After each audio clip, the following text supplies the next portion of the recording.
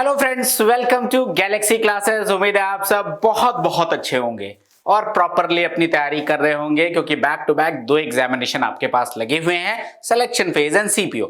Selection phase के previous year questions का discussion हम लेके चल रहे हैं, जिसमें आज हमारा सेकंड अगस्त का 4th शिफ्ट का पेपर का डिस्कशन है।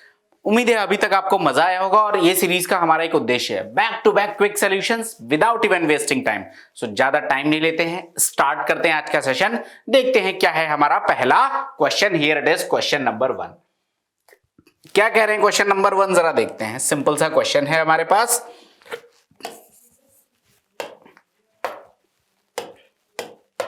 देखो, 7 सेंटीमीटर त्रिज्या वाले कोन की ऊंचाई 6 मीटर है। इस कोन का वॉल्यूम बताओ। कितना प्यारा आसान सा क्वेश्चन, बकवास सा क्वेश्चन। 1/3 पाई की वैल्यू यहां पे रखनी है, तो 22/7। रेडियस कितना हो जाएगा? रेडियस हो जाएगा 7, कह रहे ना 7 मीटर त्रिज्या, तो क्या हो जाएगा r²h। तो 7 इंटू में 7 इंटू में 6, 7 से 7 कट गया, 3 2 जा 6, 22 7 154 इंटू में क्या हो जाएगा 2। आंसर कितना आ जाएगा 308। और ये वॉल्यूम है तो मीटर क्यूब आ जाएगा, हालांकि ऑप्शन में नहीं लिखा हुआ है। So our option is option D is the correct answer of this question. एकदम सिंपल सा क्वेश्चन है, और अगर आप पूरे सिलेक्शन फेज के पैटर्न को देखोगे तो एक बात समझ में आ रही है कि यहां पर सीधे फॉर्मूले पे क्वेश्चन मेंसुरेशन में पूछे गए। कुछ भी ऐसा नहीं पूछा गया जो थोड़ा सा भी ट्रिकी हो। सीधा फॉर्मूला लगाओ, आंसर निकालो। तो ये क्वेश्चन तो बहुत आसान था। आई होप किसी का कोई डाउट इस प्रश्न में नहीं होगा। मैं बढ़ता हूं दोस्त अगले प्रश्न की तरफ और देखते हैं क्या है हमारा अगला प्रश्न। Here it is question number 2। क्या कह रहे हैं भाई? परसेंटेज का क्वेश्चन दिख रहा है। कह रहे हैं 10% यहां पे यदि अंकित मूल्य पर 42% की छूट और 15% एवं 10% की दो क्रमागत छूटों वाले विक्रय मूल्य का अंतर 185 है, तो अंकित मूल्य ज्ञात करें। ये क्वेश्चन है अपने पास। अब देख लो कितना सिंपल सा क्वेश्चन। कह रहे हैं अंकित मूल्य पर 42% की छूट। कुछ भी होगा अंकित मूल्य, मान लो कि 100 रुपए का अंकित मूल्य था, हालांकि इसमें जरूरत नहीं है। एक बार आप 42% का डिस्काउंट दे रहे हैं, ऐसा कह रहा है। दोबारा कह रहे हैं 15% और 10% की दो क्रमागत छूट। दूसरे केस में जो डिस्काउंट दे रहे हैं 15% प्लस में 10% का सक्सेसिव डिस्काउंट। अब कह रहे हैं दो क्रमागत छूट वाले विक्रय मूल्य का अंतर, मतलब एक सेलिंग प्राइस यहां से मिलेगा लेट से SP2 और एक सेलिंग प्राइस में को यहां से मिलेगा SP1। अब कह रहे हैं इन दोनों का जो अंतर होगा, जो भी बढ़ाएगा वो हम देख लेंगे, वो अंतर है 185 रुपीज के बराबर। तो कह रहे हैं साहब अंकित मूल्य बता दो। अब देख लो सक्सेसिव डिस्काउंट बड़ा सिंपल सा होता है, इसको हम ऐसे भी कर सकते हैं। 100 की वस्तु पर अगर 15% का डिस्काउंट देंगे तो कितना बचेगा? 85 बचेगा। बात क्लियर है कि नहीं? और 85 पर अगर मैं 10% का डिस्काउंट दे दूंगा तो 8.5 और चला जाएगा। अगर 8.5 और चला जाएगा तो 5 इधर चला गया, 3.5 उधर चला जाएगा, कितना बचेगा? 76.5। अब 100 की वस्तु 76.5 पे बिक रही है, कितना हो गया? 23.5। तो यहां से अगर मैं इफेक्टिव डिस्काउंट देखूंगा तो 23.5 है। यहां से डिस्काउंट कितना है? 42। इन दोनों का डिफरेंस कितना है? तो 23 से 24 और 24 10 34 8 42, मतलब जो डिफरेंस है वो 18.5 का है। और ये 18.5 किसके बराबर है? 185 के बराबर है। तो this 18.5 is equal to, unit लिख लो, ये किसके बराबर है? ₹185 के। तो आपसे कहते हैं साहब अंकित मूल्य जो कि मैं 100 लेके चला था, उस 100 की वैल्यू कितनी होगी? तो 100 यूनिट की वैल्यू कितनी आ जाएगी? दैट इज 10 इंटू में भाई 18.5 का 10 गुना करोगे 185 आ जाएगा। तो 10 इंटू में 100 यानी कि 1000 रुपए। कितना आ जाएगा? 1000। Option number B is the correct answer of this question. I hope कोई डाउट नहीं होगा। बोलो अगर कोई समस्या है। पहली बात तो ये मैंने आपको कुछ नहीं आता था तो मैंने तरीका बता दिया। हालांकि इससे पहले मैं एक और तरीका बता चुका हूं। सक्सेसिव डिस्काउंट के लिए एक फॉर्मूला भी हम लगाते हैं, क्या? A plus B minus AB upon में 100। ये क्या मतलब? और डायरेक्ट भी लगा सकते थे। 15 प्लस 10 माइनस में 15 इंटू में 10 बटे में 100, तो ये आ जाएगा 23.5% इफेक्टिव डिस्काउंट, जो हमने यहां से भी निकाल लिया था, ये 23.5। तो ऐसे आप कैसे भी कर सकते थे इस क्वेश्चन को, और आपका उत्तर होने वाला है ऑप्शन नंबर बी। कोई दिक्कत, कोई परेशानी है तुरंत पूछिए, और नहीं तो बढ़ते हैं दोस्त अगले प्रश्न में। एक आसान सा क्वेश्चन जिसको मैंने बहुत डिटेल में आपको एक्सप्लेन किया हुआ है। Here it is question number 3। अब देख लो, ये क्वेश्चन हर शिफ्ट में पूछा जा रहा है। कह रहा है फोर्थ प्रोपोर्शनेट बता दो, मतलब ए का बी से जो रिलेशन, अगर 4 नंबर एबीसीडी है तो ए का बी से जो रिश्ता है सी का डी से वही होना चाहिए। तो देख लो 12 और 15, 12 और 15 का मतलब देख लो 4, ये 3 4 12, 3 5 15, 4:5 आ जाएगा। ऐसे ही 24 के साथ एक और नंबर चाहिए जिसमें रिलेशन 4:5 का हो। क्या हो? 4:5 का। तो अब देख लो 6 चौको 24, 6 पंचे 30, तो ये वैल्यू क्या लिख सकता हूं मैं? 30। एकदम कॉमन सेंस का क्वेश्चन है, 30 is the answer. Option number B must be the correct answer of this question. एकदम सीधा सा क्वेश्चन, कोई दिक्कत की बात नहीं होनी चाहिए। कोई दिक्कत है बेशक कमेंट सेक्शन ओपन है दोस्त, पूछ सकते हैं। हालांकि बहुत आसान क्वेश्चन था। ठीक है, बढ़ता हूं मैं अगले प्रश्न की तरफ। Here it is question number 4।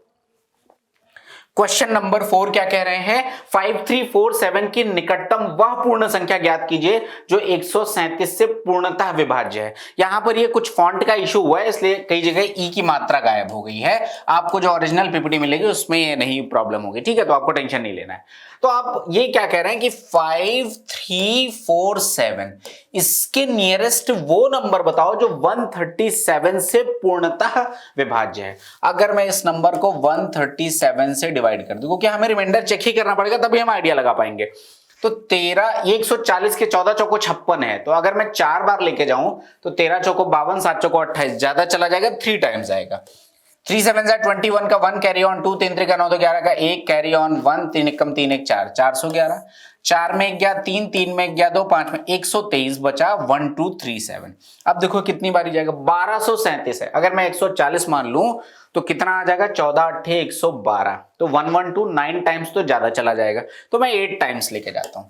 8 7 56 का 6 कैरी ऑन 5, 8 3 24 5 29 का 9 कैरी ऑन 2, 8 1 8 2 10। ये कितना रहेगा? 7 में से 6 जाएगा 1, 13 में से 9 जाएगा, ये बचेगा 4, 13 में से 9 जाएगा, कितना बचेगा? 4, ये आ जाएगा 1 141 नहीं 9 टाइम्स आएगा। थोड़ा सा हमने गलत एस्टिमेशन किया। कितनी बारी आएगा? 9 टाइम्स। 9 7 63 का 3 कैरी ऑन 6, 9 3 27 6 33 का 3 कैरी ऑन 3, 9 1 9 3 12, 1233, 4 बच रहा है। 4 रिमाइंडर बच रहा है। मतलब अगर इस नंबर में से मैं 4 घटा दूं तो जो नंबर आएगा वो संख्या 137 से पूरी पूरी कट जाएगी। समझ गए कि नहीं? क्योंकि 4 रिमाइंडर बच रहा है, तो 4 घटा दो तो पूरा पूरा कट जाना चाहिए। तो 5347 में से अगर मैं 4 घटा दूंगा तो 5343 बचेगा, जो कि अपने को ऑप्शन नंबर बी दिख रहा है। So this is the correct answer. Simple सा क्वेश्चन था, बहुत आराम से कर सकते थे, इसमें कोई डाउट वाली बात ही नहीं, बहुत आसान क्वेश्चन है। मैं बढ़ता हूं दोस्त अगले क्वेश्चन की तरफ। Here it is question number 5। Question number 5 क्या कहते हैं जरा देखते हैं। कह रहे हैं अर्जुन एक दिन में 25 बोतलें पैक करता है, जबकि करण उतने ही समय में 22 बोतलें पैक करता है। वे एकांतर दिनों में काम कर रहे हैं, जैसे कि अर्जुन पहले दिन काम करता है, करण दूसरे दिन, अर्जुन तीसरे दिन, और इसी प्रकार आगे भी। तो कह रहे हैं बताओ 9 दिनों में कितनी बोतलें पैक की जाएंगी। सिंपल क्वेश्चन, अल्टरनेट डेज वाला क्वेश्चन है। तो सबसे पहले जरा एफिशिएंसी निकालते हैं। पहला व्यक्ति कौन है? अर्जुन है। तो एक व्यक्ति अर्जुन है, और अर्जुन कितने दिनों में? एक दिन में 25 बोतलें पैक करता है। ठीक है। उसके बाद जबकि करण उतने ही समय में, दूसरा व्यक्ति कौन है? करण, और करण उतने ही समय में कितनी? 22 बोतलें पैक करता है। अगर मैं यहां से टोटल वर्क या टोटल वर्क ही निकालते हैं कि या टोटल बॉटल्स कितनी हुई, तो दोनों आपस में को प्राइम है तो मल्टीप्लाई हो जाएगा। 22 गुणे 25 कितना आ जाएगा? 550। कितना आ जाएगा? 550। एफिशिएंसी कितनी आ जाएगी? 22। ये कितनी आ जाएगी? 25।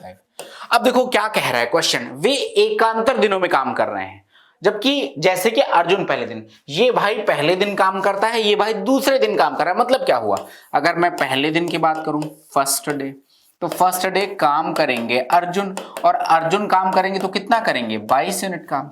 और अगर मैं सेकेंड डे की बात करूंगा तो सेकेंड डे काम करेंगे करण, कितना काम करेंगे? 25 यूनिट काम करेंगे। अगर मैं 2 दिन के काम की बात करूं, मतलब 2 दिनों में भैया कितनी बोतल पैक हुई होंगी, 2 डेज वर्क कितना होगा? तो 25 और 22 से कितना आ जाएगा 47। यहां तक तो कोई दिक्कत नहीं होगी, सिंपल सी बात थी कि 2 दिन का काम अपने पास आ गया 47 यूनिट। ठीक है, अब देखो सिंपल सा क्वेश्चन ये हो गया। क्वेश्चन क्या कह रहा है, क्वेश्चन आपसे कह रहे हैं कि भैया ये बताओ 9 दिन में कितना होगा। तो सबसे पहले देखो 9 तो कट नहीं रहा लेकिन 8 कट रहा है, तो अगर मैं इंटू 4 कर दूं और इंटू 4 कर दूं तो यहां से 8 दिन का काम आ जाएगा कितना, 4 7 28 का 8 कैरी ऑन 2, 4 चौको 16 2 18। 8 दिन में 188 बॉटल्स पैक हो जाएंगी। बात क्लियर है, इसमें कोई डाउट नहीं होगा। अब क्वेश्चन कह रहे हैं कि 9 दिनों में बता दो, तो 9th डे आप ये चेक करो काम कौन कर रहा है भाई। स्टार्ट अगर अर्जुन कर रहा है तो फिर एक दिन अर्जुन दूसरे दिन करण, तो 9वें दिन तो क्या कर रहा होगा आपका अर्जुन काम करेगा और 22 बोतल पानी और भर देगा। तो यहां से आ जाएगा 22। 8 2 10 का 0 कैरी ऑन 1, 8 1 9 2 11 का 1 कैरी ऑन 1 1 2, 210। टोटल कितना भरा जाएगा, 210 बॉटल्स भरी जाएंगी। देख लो कौन सा ऑप्शन है, ऑप्शन नंबर बी 210 बोतल। अगर ऐसे ऑल्टरनेटिवली ये लोग काम करेंगे तो 210 बोतल यहाँ पे पैक की जा सकती हैं। एकदम सिंपल सा क्वेश्चन है, कोई दिक्कत वाली बात नहीं होनी चाहिए। बहुत आसान सा क्वेश्चन और बहुत अक्सर एग्जामिनेशन में ये ऑल्टरनेट डेज वाले कंसेप्ट को पूछा जाता है। एक होमवर्क है, जब भी ऑल्टरनेट डेज का कंसेप्ट और पॉजिटिव और नेगेटिव काम दोनों हो रहे हो तो ऐसे क्वेश्चंस को कैसे डील करते हैं। एग्जांपल के तौर पे एक 12 मीटर का एक खंबा है, कोई कीड़ा इसमें पहले दिन 2 मीटर चढ़ता है, अगले दिन 1 मीटर फिसलता है। तो पॉजिटिव काम भी हो रहा है, नेगेटिव काम भी हो रहा है। एक दिन चढ़ने का काम हो रहा है, दूसरे दिन उतरने का काम हो रहा है, तो ऑल्टरनेट भी हो रहा है। तो ये बता दो कि उस खंबे के टॉप पर वो कीड़ा कितने दिन में पहुंच जाएगा। क्वेश्चन फिर से रिपीट कर रहा हूं, 12 मीटर का खंबा है, कोई कीड़ा पहले दिन 2 मीटर चढ़ता है, अगले दिन 1 मीटर उतरता है, उसके टॉप पर कितने दिनों में पहुंचेगा। This is your question. I hope clear है। आप जरूर कमेंट सेक्शन में इसका आंसर लिखिएगा। मैं बढ़ता हूं अगले प्रश्न की तरफ और देखता हूं क्या है मेरा क्वेश्चन नंबर 6। क्वेश्चन नंबर 6 कहते हैं दोस्त कि एक व्यक्ति बिंदु ए से बी तक 15 किलोमीटर प्रति घंटे की चाल से चलता है, लेकिन बिंदु बी से ए तक 25 किलोमीटर प्रति घंटे की चाल से वापस आता है। उसकी औसत चाल ज्ञात करें। कैसे करेंगे ऐसे क्वेश्चन को, देख लो। इसके क्वेश्चन को करने के कई तरीके हैं, मैं आपको पहले बेसिक बता रहा हूं फिर जुगाड़ बताऊंगा। ये है डी दूरी, तो ए पॉइंट ये है, दूसरा पॉइंट बी। कह रहे हैं ए से बी तक, तो टोटल जब भी औसत चाल निकालते हो तो टोटल, जब हम औसत निकालेंगे तो total distance travelled upon total time taken की बात होती है। तो ए से बी जाएगा, बी से ए वापस आएगा, तो टोटल डिस्टेंस ट्रेवल्ड कितनी आ जाएगी 2d। बात clear, total distance travelled is equal to 2d। बात क्लियर है। अब देख लो, अब अगली बात क्या है यहां पर। अब ये कह रहे हैं कि ए से बी तक 15 किलोमीटर प्रति घंटे की चाल से जा रहा है। भाई जाने में समय कितना लगा होगा, समय बराबर दूरी बटे चाल, तो ये आ जाएगा d अपॉन में 25। बात क्लियर। और प्लस में सॉरी d अपॉन 15 है, कितना आ जाएगा d अपॉन में 15।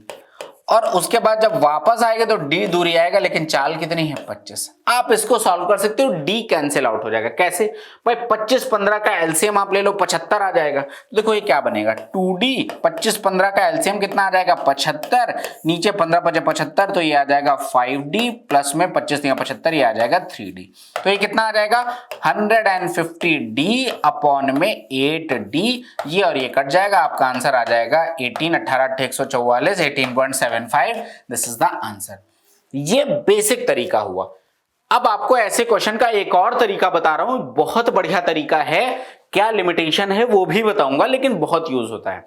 ये तरीका तो समझ में आ गया होगा, ठीक है। अगला तरीका आपको बताता हूं। ऐसा जब भी क्वेश्चन जहां पर इक्वल डिस्टेंस की बात हो रही है, बेशक वो 3 डिस्टेंस हो, 4 डिस्टेंस हो, 5 हो, जब भी इक्वल डिस्टेंस की बात हो रही है तो ऐसे क्वेश्चन को हम टाइम इन वर्क वाले मेथड से भी कर सकते हैं। 15 चाल थी, 25 चाल थी, डिस्टेंस कितनी आ जाएगी 75, जो एलसीएम निकालते हैं। टाइम कितना आ जाएगा 75/15 यानी कि 5, 75/25 यानी कि 3। बस आपको इतना ध्यान देना है कि एक बार उस रास्ते पे वो गया है और दोबारा वापस आया है, तो ये दूरी 75 ना होकर 150 हो जाएगी, क्योंकि 2 बार ट्रैवल की जा रही है। तो टोटल डिस्टेंस हो जाएगी 150, अपॉन में 8 कर लेंगे, आंसर 18.75 आ जाएगा। बात खत्म। तो जब भी इक्वल डिस्टेंस की बात आ रही हो हम इस मेथड का यूज कर सकते हैं। देख लो डिस्टेंस कितनी बार यूज हो रही है, 1 2 3 जो भी होगा, अकॉर्डिंगली हम डिस्टेंस को मल्टीप्लाई कर लेंगे and you will get the answer। तो ये एक सिंपल तरीका था इस क्वेश्चन को करने का। आई होप कोई डाउट नहीं होगा। अगले क्वेश्चन नंबर 7 की तरफ मैं जाता हूं और देखता हूं क्या है अपना क्वेश्चन नंबर 7। एक व्यक्ति अपनी मासिक आय का 5% अनाथालय को दान करता है, शेष आय का 20% एक बैंक में जमा करता है। यदि उसके पास 14,250 रुपए बचे हों तो उसकी मासिक आय ज्ञात करो। सिंपल सा क्वेश्चन देख लो।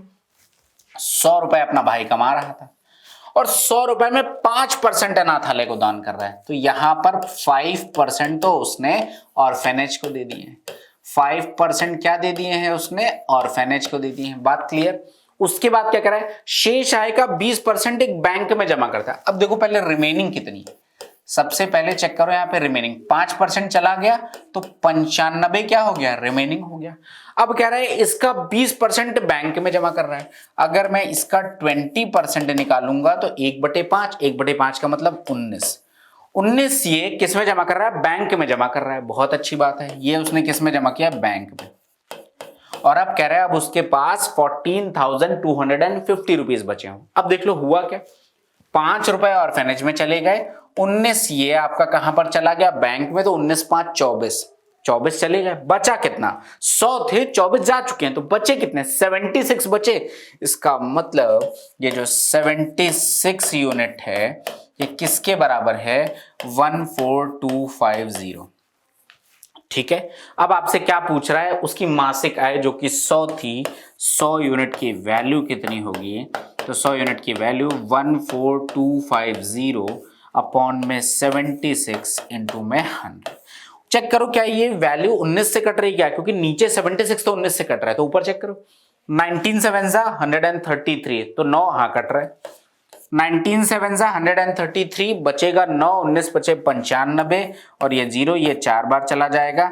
4 से काटोगे ये 25 बार चला जाएगा। 25 इंटू 750, 25 इंटू 0 0, 25 इंटू 5 125 का 5 कैरी ऑन 12, 25 गुणे 7 कितना आ जाएगा? 175, 175 10 185 दो 187, 18750 is the answer. Option number A is the correct answer. Total आय पूछी गई थी तो 18,750 रुपए हो जाएगी। एकदम सिंपल वाला कैलकुलेशन है, थोड़ा सा बेसिक से करना था, कोई दिक्कत की बात यहां पे आपको नहीं होनी चाहिए। दिक्कत है कमेंट सेक्शन ओपन है दोस्त, तुरंत कमेंट करके लिखिए, अदरवाइज आप क्वेश्चन को भी दोबारा देख लेंगे तो आपकी प्रॉब्लम हो जाएगी सॉल्व, क्योंकि यहां पर कोई समस्या नहीं होगी। ठीक है, बढ़ता हूं मैं अगले क्वेश्चन की तरफ और देखते हैं क्या है अपना अगला प्रश्न। Here it is question number 8। क्या कह रहे हैं भाई, जरा क्वेश्चन नंबर 8वां देखते हैं। कह रहे हैं कि अर्धगोले के संपूर्ण पृष्ठीय क्षेत्रफल और वक्र पृष्ठीय क्षेत्रफल के बीच का अंतर क्या है, जबकि इसकी त्रिज्या देखो पाई आर स्क्वायर अंतर होता है। क्या है जरा मतलब मैं समझा दे रहा हूं। ये एक हेमिस्फीयर, ये ऐसे, तो जब मैं इसके टोटल सरफेस एरिया की बात करूंगा तो टोटल सरफेस एरिया में ये वाले सर्कल की सरफेस, मतलब ये वाली सरफेस प्लस ये वाली पूरी सरफेस काउंट किया जाएगा। जो येलो पार्ट है ये इसका टोटल सरफेस एरिया होगा और इसका फॉर्मूला क्या होता है? टीएसए का 3 पाई आर स्क्वायर। और अगर मैं यहां से सिर्फ ये व्हाइट वाला पार्ट ले लूं तो ये कितना आ जाता है? 2 पाई आर स्क्वायर। अब देख लो क्या कह रहा है कि इसका संपूर्ण पृष्ठीय क्षेत्रफल that is 3 pi r square और इसका पृष्ठीय क्षेत्रफल that means 2 pi r square का डिफरेंस, तो डिफरेंस आ जाएगा पाई आर स्क्वायर। तो 22/7 आर स्क्वायर का मतलब रेडियस है 6.3। मैं इसको क्या लिख लूंगा? 63/10 इंटू में 63/10, 7 9 जा 63। और तो कुछ यहाँ पे बन नहीं रहा। 22 इंटू में 9 कितना आ जाएगा? 198 इंटू में 63 अपॉन में 100। ऐसा ऑप्शन जिसके लास्ट में 4 होगा वो आंसर देगा। मेरा एक ही ऑप्शन है, मैं इसी को टिक कर दूंगा। देख लो यूनिट डिजिट कितनी है? 3 8 24, लास्ट में 4 आ रहा है। 100 से डिवाइड करोगे 2 प्लेस पे डेसिमल लगेगा, लास्ट में 4 केवल एक ही ऑप्शन में है, तो मैं कैलकुलेट नहीं करूंगा, मैं डायरेक्ट आंसर मार दूंगा। 124.74 centimetre square is the required answer. Simple सा लॉजिक समझ गए कैलकुलेशन का कि हर क्वेश्चन में गुणा भाग नहीं करना होता, हम कुछ क्वेश्चंस को आराम से भी कर सकते हैं। आई होप ये बात आपको क्लियर होगी, कोई डाउट यहां पे नहीं होगा। एक सिंपल सा प्रश्न था। ठीक है, बढ़ता हूं मैं अगले प्रश्न की तरफ और देखते हैं क्या है अगला question. Here it is question number 9। क्या कह रहे हैं? एक स्कूल में एक कक्षा के 3 वर्गों ए बी और सी में छात्रों की कुल संख्या 340 है, बहुत बढ़िया बात है। ए और बी में छात्रों की संख्या का अनुपात 3:5 है। बी और सी में छात्रों की संख्या 3:2 के अनुपात में है। वर्ग ए में छात्रों की संख्या और वर्ग सी में छात्रों की संख्या के बीच मध्यानुपाती क्या होगा, ये है क्वेश्चन। ये क्या होगा, ठीक है। अब देख लो कितना आसान सा क्वेश्चन है। सबसे पहले रेशियो लिखो ए बी और सी का। तो कह रहे हैं ए और बी में रेशियो है 3:5। कितना है? 3:5, पहली चीज। दूसरा, बी और सी में कितना है? 3:2। बी और सी में कितना है? 3:2। अगर आप निकालोगे यहां से, मैं जिन लोगों को नहीं पता है बता दे रहा हूं, बगल का नंबर भर देते हैं। यहाँ पे 5, यहाँ पे 3, कितना आ जाएगा? 9। ये कितना आ जाएगा? 15। ये कितना आ जाएगा? 10। ये ऐसे हम रेशियो निकाल सकते हैं, सिंपलेस्ट तरीका, अदरवाइज सब करने की जरूरत होती नहीं। अब क्या कह रहे हैं? वर्ग ए में छात्रों की संख्या और वर्ग सी में छात्रों की संख्या के बीच मध्यानुपाती यानी मीन प्रोपोर्शन बताना है। सबसे पहले देखो एबीसी में रियल नंबर कितना है, टोटल कितनी संख्या है? 340। मतलब अगर मैं इन सबको सम कर दूं, 15, 10, 25, 9, 34, तो 34 यूनिट ये बराबर है 340 के। तो 1 यूनिट बराबर 10 के आ जाएगा। तो 9 यूनिट की वैल्यू 90 बनेगी और 10 यूनिट की वैल्यू 100 बनेगी। अब इनका मीन प्रोपोर्शन आपने कैलकुलेट करना है, तो कितना आ जाएगा? 3 × 3 × में 10, 90 को मैं ऐसे लिख सकता हूं, और 100 को क्या लिख सकता हूं? इनटू में 10 × में 10 लिख सकता हूं, नहीं लिख सकता? सिंपल सा कैलकुलेशन है। मीन प्रोपोर्शन बी स्क्वायर बराबर AC, तो बी बराबर √AC होता है, वही हमने डायरेक्ट लगा दिया क्योंकि मैं कई बार बता चुका हूं आपको। अब देख लो, यहां से 3 आ गया, यहां से 10, मतलब 30/10 इज द मीन प्रोपोर्शन। आपको यहाँ पे ऑप्शन नहीं दिख रहा होगा तो मैं आपको दिखा दूंगा अभी ऑप्शन, क्योंकि नीचे यहाँ पे एक लाइन आ रही है, ऑप्शन नंबर डी दिख रहा है, ठीक है। 30/10 में भी आपको दिखा दूंगा। देखिए ये रहा अपने पास ऑप्शन नंबर डी, 30/10। अब देख लीजिए 30/10, 30/10, तो option number D is the correct answer of this question. समझ में आ गया? बेसिक कैलकुलेशन था, बेसिक रेशियो का क्वेश्चन था। कोई डाउट आई होप आपको नहीं होगा। अगर कोई डाउट है, कोई दिक्कत है, परेशानी है, तो दोस्त कमेंट सेक्शन ओपन है, पूछ लीजिए। अगर आप बाद में भी इस सेशन को देखते हैं तो आप कमेंट सेक्शन में आंसर पूछ सकते हैं। आई होप कोई डाउट नहीं होगा आपको। बढ़ता हूं मैं अगले प्रश्न की तरफ और देखता हूं क्या है। Here it is question number 10। एक चुनाव में 78% मत पाने वाला उम्मीदवार 504 मतों के अंतर से चुनाव जीत जाता है। डाले गए मतों की संख्या ज्ञात करें। यहां पर थोड़ा सा हिंदी के फॉन्ट गड़बड़ा गया, आपको ओरिजिनल पीपीटी मिल जाएगी, ये देख लो। In an election a candidate who gets 78% vote is elected by a margin of 504 vote. ठीक है, ये जीत जाता है, चुना जाता है, वो भी ठीक है, तो वो अपने आप में सही लिखा हुआ है, उसमें कोई दिक्कत नहीं। तो आप देख लो कितना आसान सा क्वेश्चन है भाई। टोटल वोट ये थे, एक भाई अपना विनर है, 78% पाता है। तो अगर विनर 78 पा रहा है तो लूजर कितना पाएगा? 78, 2, 80, 20, 100 यानी कि 22 पा जाएगा। दोनों का डिफरेंस कितना आ जाएगा? 8 में से 2 गया 6, 7 में 2 गया 5, 56 आ जाएगा दोनों का डिफरेंस। और ये रियल में किसके बराबर है? दिस 56 यूनिट बराबर कितना आ जाएगा? 504 के। कितना आ जाएगा? 504। तो अब आपको बताना है डाले गए मतों की कुल संख्या विच इज 100 कितना आ जाएगा? तो ये आ जाएगा 504/56 × में 100। ठीक है, अब देख लो ये 8 से कट रहा है, ऊपर की वैल्यू देखो 8 से कट रही है कि नहीं कट रही है? तो 8 से 48 बिल्कुल कट रहा है। 8 7 जा 56, 8 6 जा 48, बचेगा 2 8 3 24, 7 से काट दिए 9 बार जाएगा। 9 × 100 900, टोटल वोटों की संख्या थी 900। Option number C is the correct answer. तो एकदम आसान बच्चों वाला प्रश्न था ये, तो एकदम कोई ट्रिकी कैलकुलेशन नहीं, एकदम सिंपल सा प्रश्न था। तो आई होप ये बात आपको क्लियर होगी, इस प्रश्न में कोई दिक्कत आपको नहीं होगी। मैं बढ़ता हूं दोस्त अगले प्रश्न की तरफ और देखता हूं क्या है अगला प्रश्न। Here it is question number 10। Question number 10 क्या कहते हैं जरा देखिए। कह रहे हैं अंश ने अपने सहयोगी समीर से 45,540 रुपए में स्मार्टफोन इस प्रकार खरीदा कि समीर को 10% का लाभ हो। समीर ने फोन अनीता से खरीदा था जिस पर अनीता को 15% का लाभ हुआ था, और सुजाता ने यह फोन 20% के लाभ पर अर्जित करते हुए बेचा था। सुजाता ने किस कीमत पर खरीदा था? कुल मिला के मल्टीपल 3 टाइम्स में ट्रांजैक्शन है। एक बहन है यहां पर सुजाता। अब देखो सुजाता के बारे में क्या कह रहा है, अनीता 15% का, सुजाता ने वह फोन 20% के लाभ अर्जित खर्चे में बेचा था। सुजाता ने कितने परसेंट के प्रॉफिट पे बेचा था? 20% के प्रॉफिट पे। बात क्लियर? तो अगर सुजाता ने 20% के प्रॉफिट पे बेचा मतलब 120% पे बेचा होगा, तो सुजाता की जो भी वैल्यू होगी इनटू में 120/100 और 120/100 को मैं क्या लिखूंगा? 6/5 डायरेक्ट लिख रहा हूं। ये सब आपके दिमाग में अब वैल्यू तुरंत आनी चाहिए। सुजाता ने बेच दिया, उसके बाद अब सुजाता ने अनीता को बेचा, और देखो अनीता के बारे में जिस पर अनीता को 15% का लाभ हुआ था, मतलब अनीता ने जब समीर को बेचा था तो 15% के लाभ पे बेचा था, मतलब 115% पे बेचा होगा।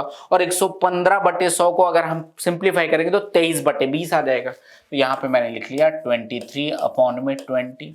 सुजाता का भी काम खत्म, सॉरी अनीता का भी काम खत्म।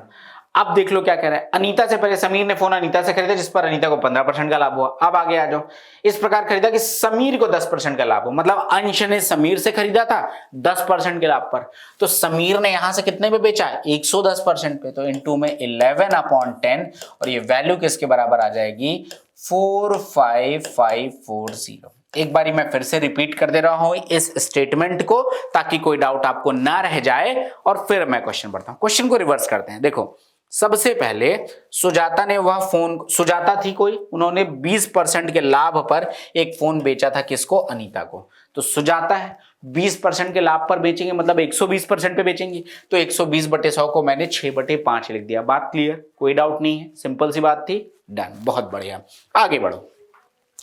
उसके बाद देखो क्या कह रहे हैं कि समीर ने फोन अनीता से खरीदा था जिस पर अनीता को 15% का लाभ हुआ था। अब सुजाता ने अनीता को इतने में बेचा, अब अनीता ने 15% के लाभ पर बेचा मतलब 115% पे बेचा, और 115% की वैल्यू 115/100 यानी 23/20, तो वो आपका ये आ गया 23/20। बात क्लियर? यहां तक भी सिंपल हो गया, कोई दिक्कत की बात नहीं है।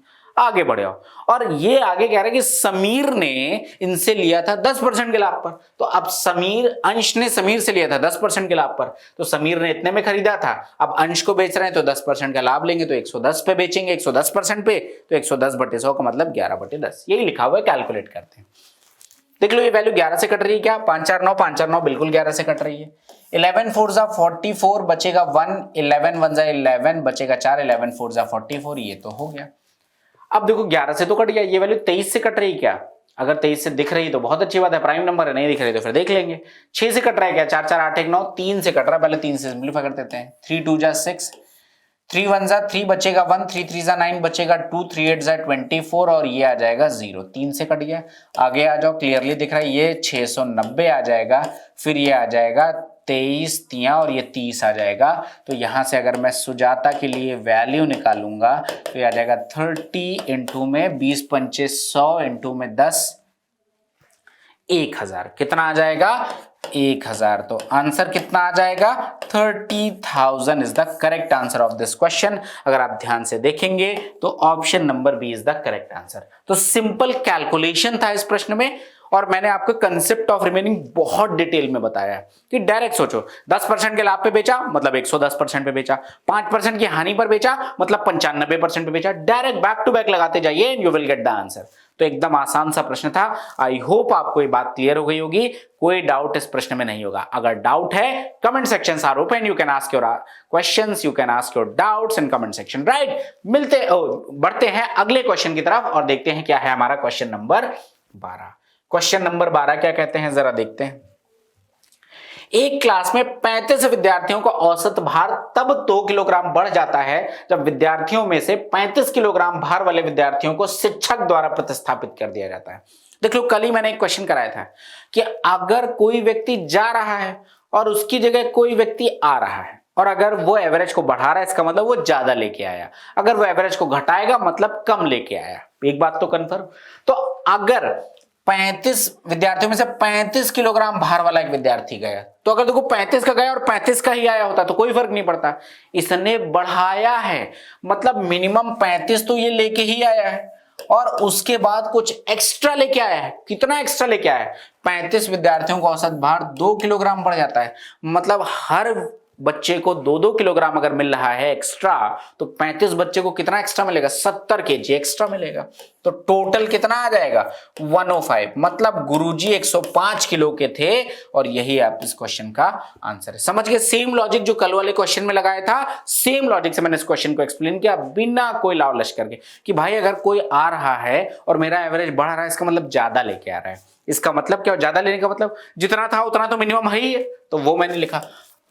अब कितना ज्यादा आया तो क्वेश्चन बता रहा है कि भाई 35 लोग हैं, सबको 2-2 किलोग्राम ज्यादा मिल गया, तो 70 ज्यादा लेके आया, उठा के जोड़ दो, आंसर मिल जाएगा, बात खत्म हो गई।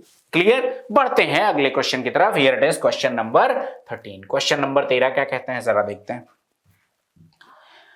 68 और 96 के बीच स्थित अभाज्य संख्याओं का औसत ज्ञात करें। अब देखो प्राइम नंबर मैंने आपको बताया था 150 तक 15 होती हैं, 51 से 100 तक 10 होती हैं, टोटल 1 से 100 तक 25 होती हैं। नंबर पता होने चाहिए, अब इनको देख ले रहे हैं। 68 और 96, तो 69 नहीं है, 70 नहीं है, 71 एक अभाज्य संख्या है, 73 एक अभाज्य संख्या है, फिर इसके बाद आपका 79 एक अभाज्य संख्या है, इसके बाद 83 एक अभाज्य संख्या है, उसके बाद 89 एक अभाज्य संख्या है, उसके बाद आपका कोई अभाज्य संख्या नहीं 96 से पहले। जोड़ लीजिए, 3 1 4 9 4 13 3 16 9 25 का 5 कैरी ऑन 2 7 2 9 7 16 16 7 23 23 8 31 8 39 395। 395 टोटल है। आपसे करें एवरेज ज्ञात कीजिए, तो डिवाइडेड बाय क्या कर देंगे? 1 2 3 4 5 नंबर हैं, 5 7 35 बचेगा आपके पास कितना? 5 7 35 बचेगा 4, 5 9 तो 79। Option number A is the correct answer. Option number ए आपका सही आंसर है। 5 7 35 बचेगा 4, 5 9 45 बिल्कुल सही है आपका, ये ऑप्शन करेक्ट है। तो सिंपल सा क्वेश्चन है, इससे रिलेटेड जो फैक्ट्स है वो भी बता दिए, कई बार पूछे जाते हैं, तो अब आपको पता होना चाहिए कि 1 से 50 तक 15 अभाज्य संख्याएं होती हैं, 51 से 100 तक 10 अभाज्य संख्याएं होती हैं, यानी 1 से लेकर 100 तक टोटल 25 अभाज्य संख्याएं होती हैं। कौन कौन सी होती हैं? कमेंट सेक्शन में लिखिएगा कि 1 से लेकर 100 तक टोटल कितनी अभाज्य संख्याएं होती हैं। अक्सर पूछा जाता है एग्जामिनेशन में। मैं बढ़ता हूं अगले क्वेश्चन की तरफ। Here it is question number 14। Question number 14 क्या कहते हैं देखिए। कृष्णा ने एक कंप्यूटर खरीदा, इसकी मूल कीमत से 25% कम भुगतान किया। उसने अपने द्वारा चुकाई गई कीमत पर 48% के लाभ पर इसे बेच दिया। मूल कीमत पर कृष्णा द्वारा अर्जित लाभ का प्रतिशत ज्ञात करें। ये क्या हो जाएगा? प्रतिशत ज्ञात करें। बहुत सिंपल है। मान लो मूल कीमत इसकी कितनी थी? 100 रुपए। अब देखो इसने मूल कीमत से 25% कम भुगतान किया। 100 रुपए की वस्तु था, अगर 25% कम भुगतान किया तो कितने पे खरीदा होगा? 75 पे खरीदा होगा। सिंपल सी बात है। आगे देखो, उसने अपने द्वारा चुकाई गई कीमत पर 48% का लाभ लिया। मतलब अब इसने इसको बेचा कितने में? 75 में खरीदा है, और अगर 48% का लाभ लिया मतलब स्वयं की वैल्यू का 148% पे बेचा होगा। तो इनटू में 148 और अपॉन में 100। 25 इंटू में 4, 25 इंटू में 3, 4 से काट दो, 4 तिया 12 बचेगा 2, 4 सत्या 28, 37 तिया 111, मतलब 111 में बेच रहा है। पूछ क्या रहा है? मूल कीमत पर कृष्णा द्वारा अर्जित लाभ प्रतिशत। मूल कीमत कितनी थी? 100, बेच कितने का रहा है? 111 का। कितने का प्रॉफिट कमा रहा है? 11% का। आंसर कौन सा हो जाएगा? ऑप्शन नंबर ए। तो एकदम सिंपल सा क्वेश्चन था, बस लैंग्वेज समझो, बेसिक कैलकुलेशन के बेस पे आप देखो एकदम फ्री में नंबर मिल रहे हैं। कोई भी क्वेश्चन अभी तक ऐसा नहीं मिला जिस क्वेश्चन में कहा जाए कि कुछ थोड़ा सा कठिन है। एकदम आसान आसान से क्वेश्चन है। आई होप क्लियर होगा, कोई डाउट नहीं होगा। बढ़ते हैं अगले प्रश्न की तरफ और देखते हैं दोस्त क्या है क्वेश्चन नंबर 15। क्वेश्चन नंबर 15 कहते हैं, पर्यावरण के school is running tree plantation drive. पर्यावरण के प्रति विद्यार्थियों में जागरूकता लाने के लिए एक स्कूल वृक्षारोपण अभियान चला रहा है। यदि 3 शिक्षक वृक्षारोपण का कार्य 4 दिनों में पूरा कर सकते हैं और 4 विद्यार्थी उस कार्य को 6 दिनों का समय लेते हैं, तो 3 शिक्षक और 2 विद्यार्थी वृक्षारोपण के कार्य को पूरा करने में कितना समय लेंगे? पहले तो क्वेश्चन ऊपर कर दे ताकि आपको ऑप्शन दिख जाए। अब देखो सिंपल सी क्वेश्चन यहां से पकड़ते हैं।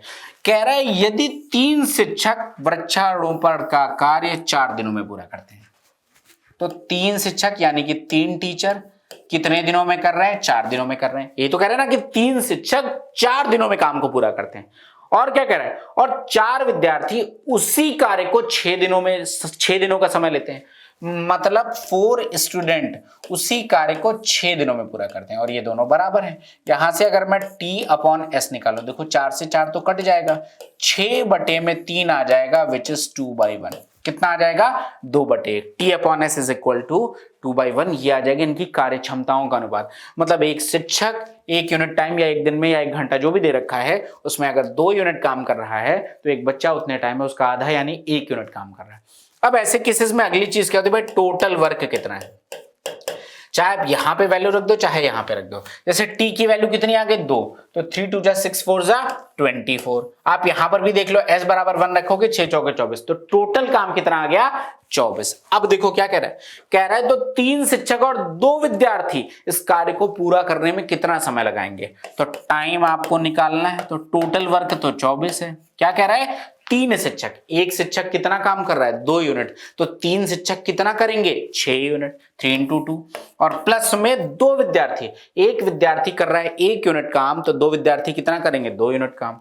तो ये आ जाएगा आपका 3 आंसर, 24/8 यानी कि 3। तो आपका आंसर आ जाएगा 3 दिन में आपका काम पूरा हो जाएगा। ऐसे क्वेश्चन कोई भी हो, टोटल वर्क को बराबर करके सबसे पहले एफिशिएंसी का अनुपात लगाइए, एफिशिएंसी आ गया टोटल वर्क निकाले, फिर जो भी क्वेश्चन हो आप कर लोगे। सेम कंसेप्ट ऐसे हर क्वेश्चन में लगता है। ठीक है, क्लियर है, एकदम आसान सा क्वेश्चन था। बढ़ते हैं अगले प्रश्न की तरफ और देखते हैं क्या है हमारा क्वेश्चन नंबर 16। क्वेश्चन नंबर 16 कहते हैं तरुण को 8,50,000 रुपए ऋण के लिए वार्षिक रूप से चक्रवृद्धि होने वाले 5% प्रतिवर्ष होना चाहिए। 5% प्रतिवर्ष की दर पर 2 वर्ष में कितना चक्रवृद्धि ब्याज देना होगा। मैंने आपको बड़ा सिंपल तरीका बता रखा है।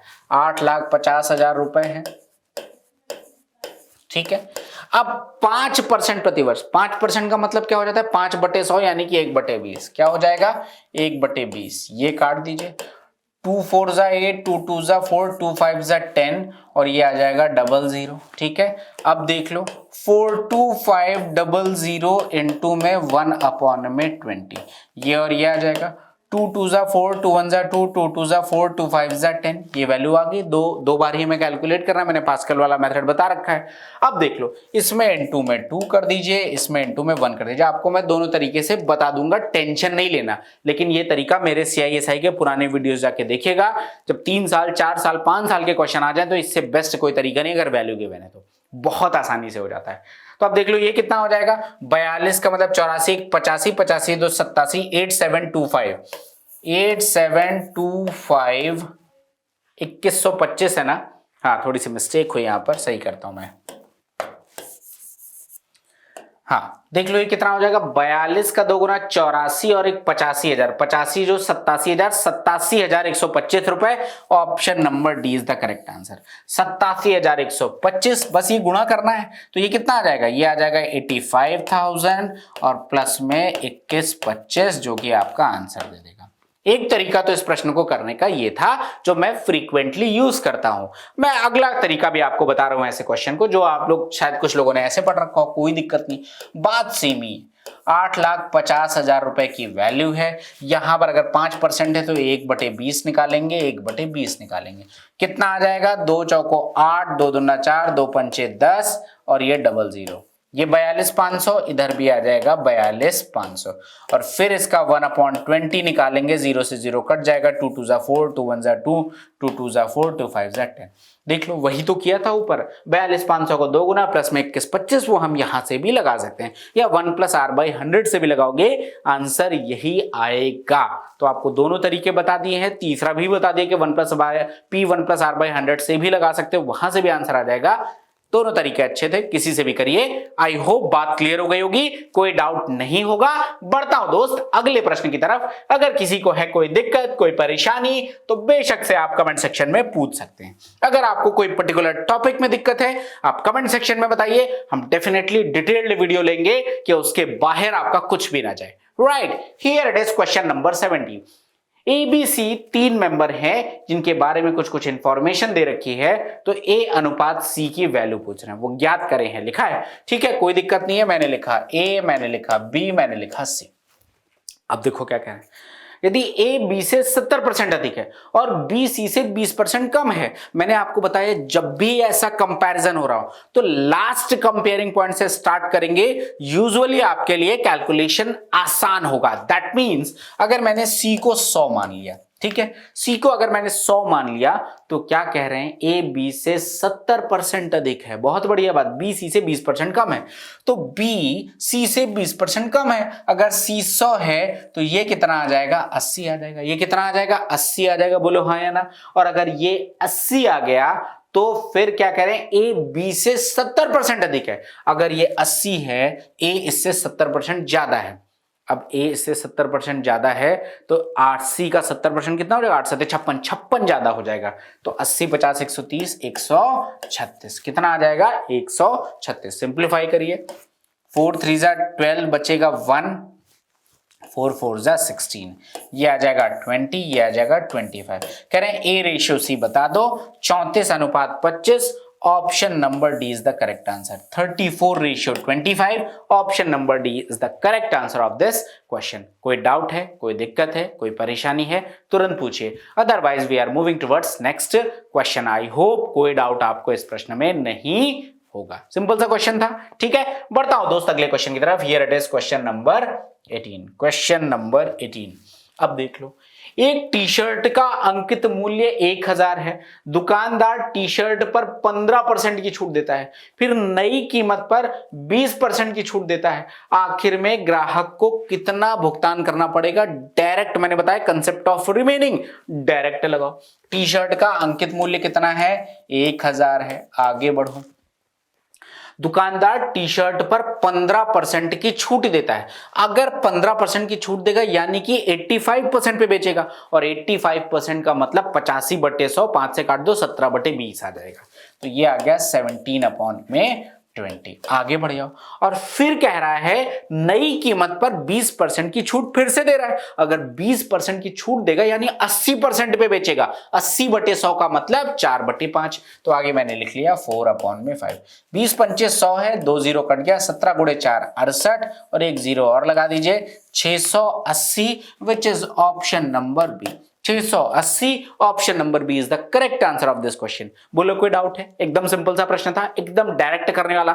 कुछ कंसेप्ट इतने शानदार हैं कि उनपे क्वेश्चन आते ही आते हैं। अगला क्वेश्चन देखते हैं, हियर इट इज।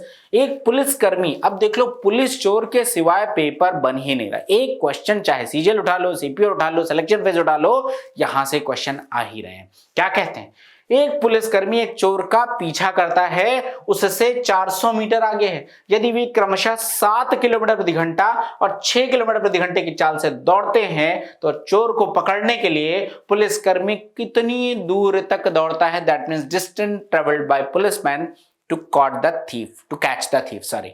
अब देख लो इनके बीच की दूरी कितनी है? दूरी है 400 मीटर।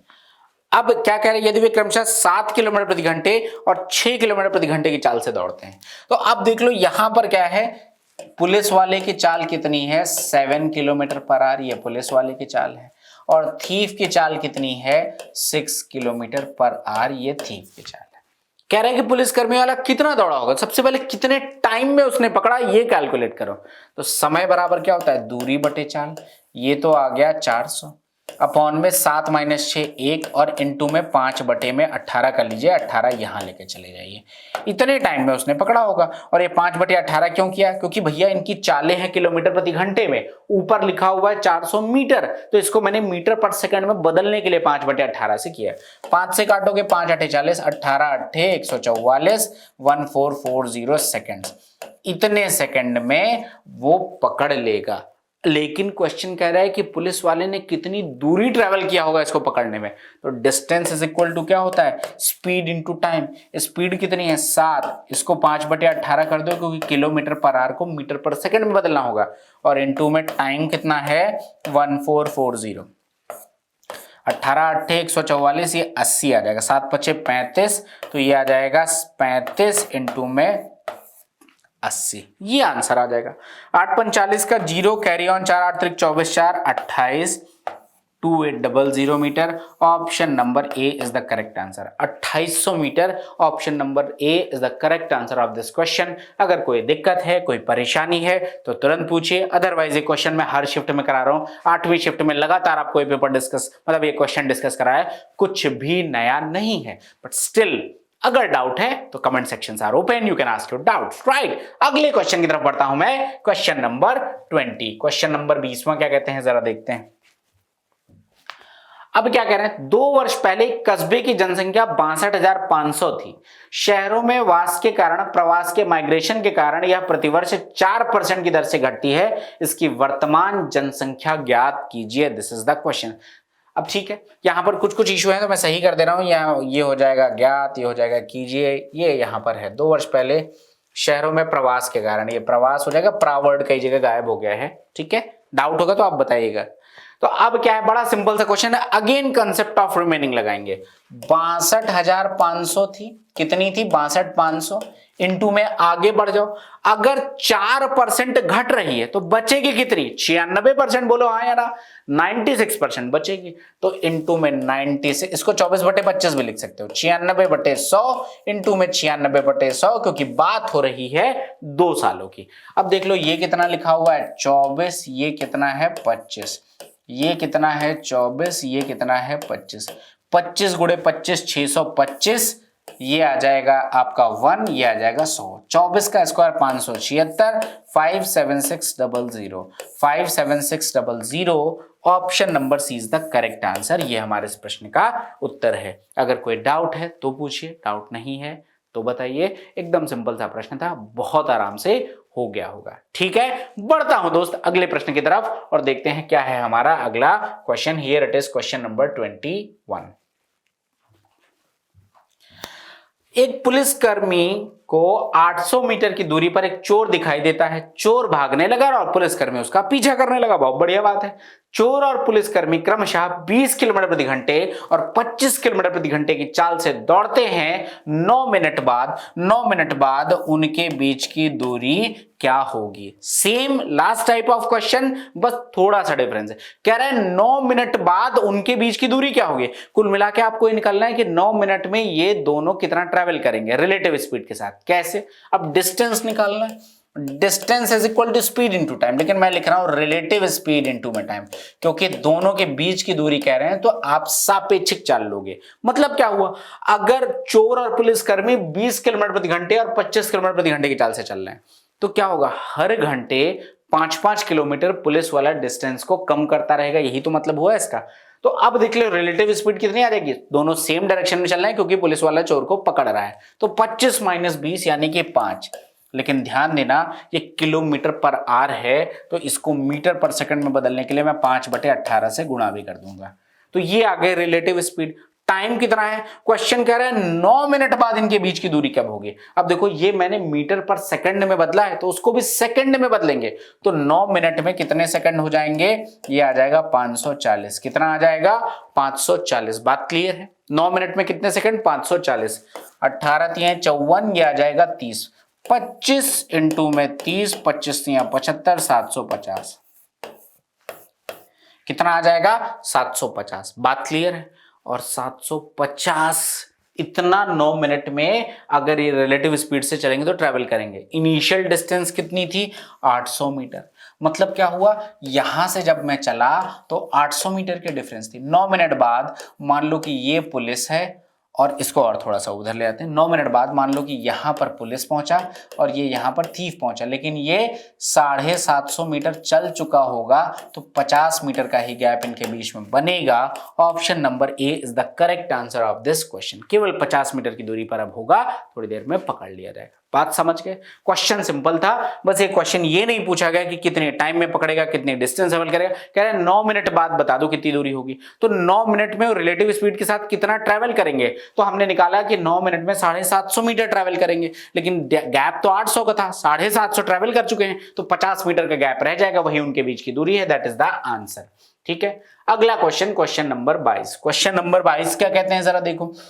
एक व्यक्ति ने एक वस्तु को 4,608 रुपए में बेचा और 28% का लाभ अर्जित किया। वस्तु का क्रय मूल्य क्या है, दिस इज द क्वेश्चन। कैसे करेंगे भाई, 28% के लाभ पर वस्तु बेची गई, इसका मतलब कि 128% की वैल्यू है 4608। सो 100% की वैल्यू कितनी आ जाएगी 4608 अपॉन में 128 इंटू में 100।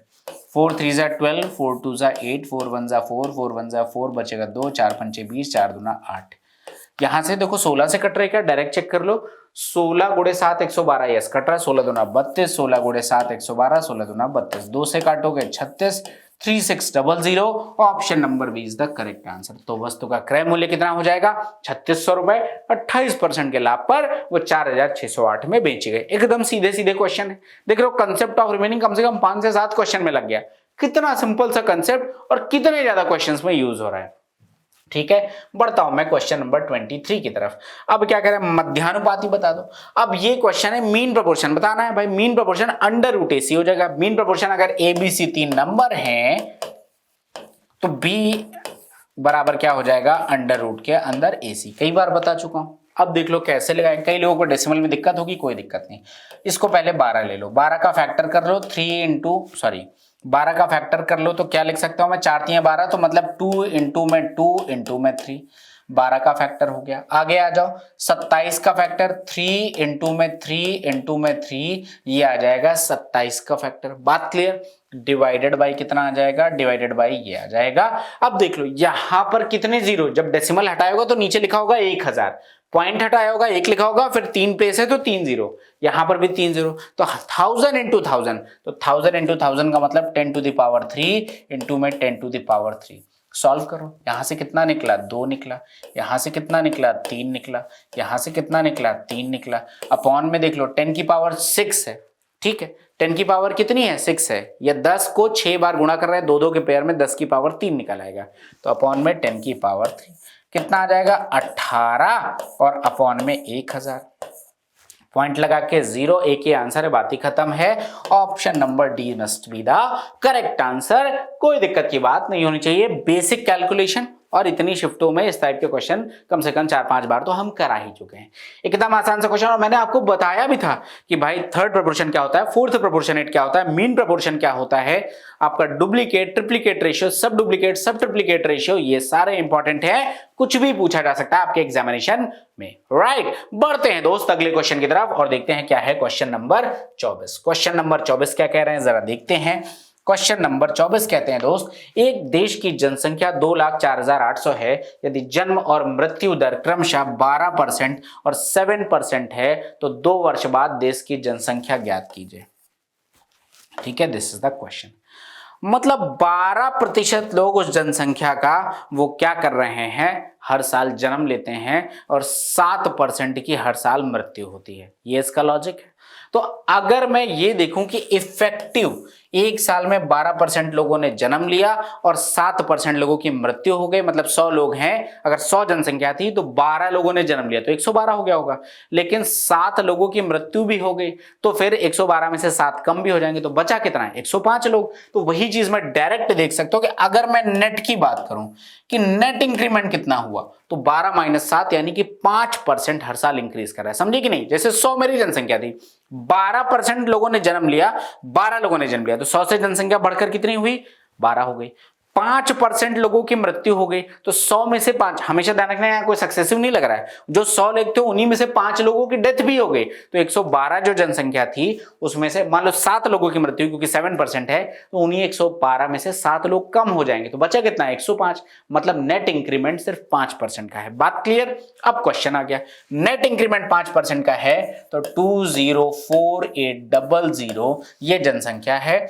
अगर एक साल बाद 5% बढ़कर ये कितनी आ जाएगी, 105/100। 105/100 को मैं 21/20 लिख सकता हूं, 21/20। अगेन 2 साल की बात है तो 21/20, ये हमारा क्वेश्चन है। 0 0 काट दीजिए, 0 से 0 काट दीजिए। अब 4 से देखो डायरेक्ट काटो, ये 2 दूना 4 है, 4 से काट दो, 4 5 जा 20, 4 1 जा 4, 4 2 जा 8, तो ये आ जाएगा 512 इंटू में 21 गुणे 21, दैट मींस 441। सॉल्व दोस्त नहीं होगा, पूरा करना पड़ेगा क्योंकि option are close, unit digit से नहीं होगा ये क्वेश्चन। तो कैसे करेंगे भाई, 512 एक कम 512, ठीक है, 512 गुणे 4 कितना आ जाएगा, 500 का 4 गुना 2012 का 4 गुना 48, तो 2048 ये ऐसे बनेगा, एंड अगेन 2048 ये ऐसे बनेगा, 2 8 1 9 5 4 9 8 17 का 7 कैरी ऑन 1 4 1 5 2 2 2 2 5 7 9 2। कौन सा ऑप्शन है? Option number A is the correct answer of this question. बोलो कोई डाउट है? एकदम सिंपल सा प्रश्न था। आई होप कोई डाउट वाली बात आपको नहीं होनी चाहिए। सिंपल क्वेश्चन है, आई होप क्लियर है। बढ़ता हूं आई थिंक लास्ट क्वेश्चन की तरफ। Here it is question number 25। What is the least value of k so that 23k57 is divisible by 3। यहां पर ये जो हाफ वाले फॉन्ट गायब है, आपको प्रॉपर पीपीटी मिल जाएगी, डोंट वरी। ठीक है, कैसे करेंगे? बहुत आसान क्वेश्चन। k का वह न्यूनतम मान, तो देखो 3 की डिविजिबिलिटी का मतलब सम ऑफ ऑल द डिजिट्स, सभी संख्याओं का योगफल वो 3 से कटना चाहिए। अब देख लो 2 3 5 5 10 7 17, 17 प्लस k, ये वैल्यू 3 से कटनी चाहिए, रिमाइंडर 0 आना चाहिए। अब देख लो यहाँ पे k की न्यूनतम वैल्यू रखो, 0 रख नहीं सकते क्योंकि 17 नहीं कटेगा। 18 कटता है 3 से, मतलब अगर मैं k बराबर 1 रख दूं तो न्यूनतम वैल्यू वो है जहां पर सेटिस्फाई कर जाएगा। So option number D is the correct answer. I hope clear. तो इस तरीके से दोस्तों हमारे ये 25 क्वेश्चन हो गए फिनिश। आई होप मजा आया होगा आपको। और अगर आपको कोई पर्टिकुलर टॉपिक में डाउट है तो आप बता सकते हैं, हम डेफिनेटली पूरे टॉपिक को बहुत डिटेल में ले लेंगे। मैंने बताया कि इसकी हमारा प्लान क्या है, हम पहले पीवाईक्यू पूरा फिनिश कर देंगे पिछले 2-3 सालों का, और उसके बाद मोस्ट एक्सपेक्टेड क्वेश्चन सीरीज में आपको सारे बेहतरीन क्वेश्चंस का डिस्कस करेंगे। सीपीओ भी जो बच्चे दे रहे हैं उनके लिए भी ये सीरीज इक्वली फायदेमंद है। वहां 50 क्वेश्चन आते हैं, कुछ क्वेश्चन अच्छे होते हैं, अदरवाइज लेवल बहुत कोई कठिन नहीं होता सीपीओ में। तो अगर आप सीपीओ भी टारगेट करो तो definitely all the sessions are very important for you. ठीक है, तो मिलते हैं दोस्त कल एक नई शिफ्ट के डिस्कशन के साथ और एक नए पेपर के डिस्कशन के साथ। अगर आपको कोई डाउट है कमेंट सेक्शन में लिख सकते हैं, किसी टॉपिक में आपको कुछ पूछना है कमेंट सेक्शन में लिख सकते हैं। हमारा एक नंबर है 7235808540, उस पर आप अपने क्वेश्चंस की फोटो क्लिक करके भेज सकते हैं। हमारी टीम आपको 24 घंटे के अंदर उन क्वेश्चंस का भी सोल्यूशन दे देंगे। तो ओके दोस्त, आज के लिए जय हिंद। मिलते हैं कल एक नए शिफ्ट के डिस्कशन के साथ। Thank you.